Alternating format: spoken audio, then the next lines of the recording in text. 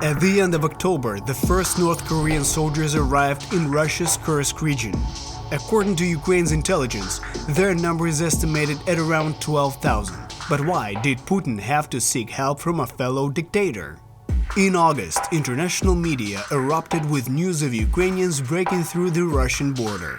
Russians reported that these attempts were of course successfully repelled, as they claimed daily. However, it seems the Ukrainians didn't read those reports, as they still remain on enemy territory. So how was the Kursk operation prepared and carried out, forcing Putin to invite foreign troops onto Russian soil? The operation was planned with extreme secrecy. Equipment was hidden in forests, and troop movements were disguised as pre-announced military exercises. On August 6th, several groups of Ukrainians crossed the border in Russia's Sudzha and Koreneva districts. Almost immediately, fighters from the 80th Assault Brigade, supported by a tank, seized the Russian border checkpoint Sudzha and captured dozens of Russian soldiers. The border was mainly defended by inexperienced conscripts and the publicized Akhmat unit of Kadyrov, rarely seen in real combat. They couldn't stop the surprise Ukrainian breakthrough. One of the key assault units was the 225th Separate Assault Battalion, highly experienced fighters who previously fought in Kharkiv, Bakhmut, Makiyivka, Gorlivka, Avdiivka, and Chasiv Yar. Within the first day, Ukrainian forces controlled 11 settlements and advanced 15 kilometers into Russian territory. The Ukrainians learned from past offensives, using mine-clearing vehicles, air defenses, and electronic warfare systems, analyzed the foreign affairs. In the following days, Ukrainians breached two major lines of fortifications Russia had built over the past 2.5 years, spending about $155 million on them. Meanwhile, Russia started deploying reserves, which propagandists happily reported in videos. Ukrainian artillery thanked them with a HIMARS strike on a convoy near Oktyabrskaya village. The footage shows 15 destroyed trucks with bodies of the dead. Each truck could carry up to 35 fully equipped soldiers. Russia also suffered heavy losses in equipment. On August 7th, possibly for the first time in history, a helicopter was downed by an FPV drone. Later, footage of another such strike was published.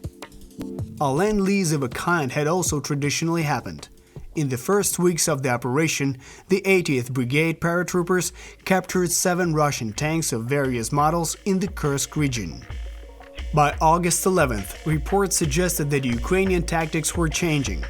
After fast breakthroughs using vehicles on roads, they began preparing to hold the territory. Forbes reported that Ukrainian and Russian forces started digging in.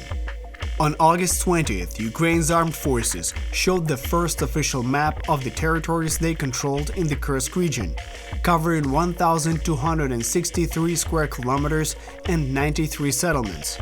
Additionally, by the end of August, 594 Russian soldiers had been captured. How is Russia trying to stop the Ukrainian advance?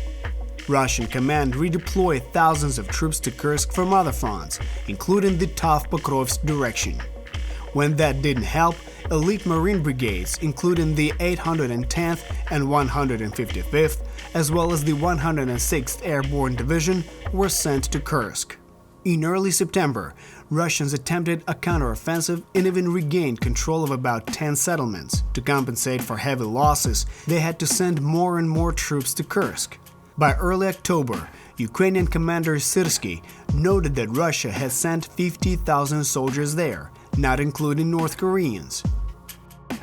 Sources report that Putin ordered his forces to push the Ukrainian armed forces out of the Kursk region by mid-October. The plan failed, and the Russian dictator had to turn to his North Korean totalitarian counterpart. Putin is sending more forces to this front, while Syrsky outlined 5 key goals for Ukraine's Kursk operation. Deny Russia the use of the border region as a platform for a new offensive. Distract Russian forces from other directions. Create a security zone and prevent shelling of civilian targets.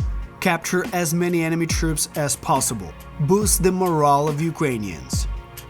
Ukrainians continue to carry out their plan to bring the war to enemy territory. Now Russians have to bomb and shell their own towns.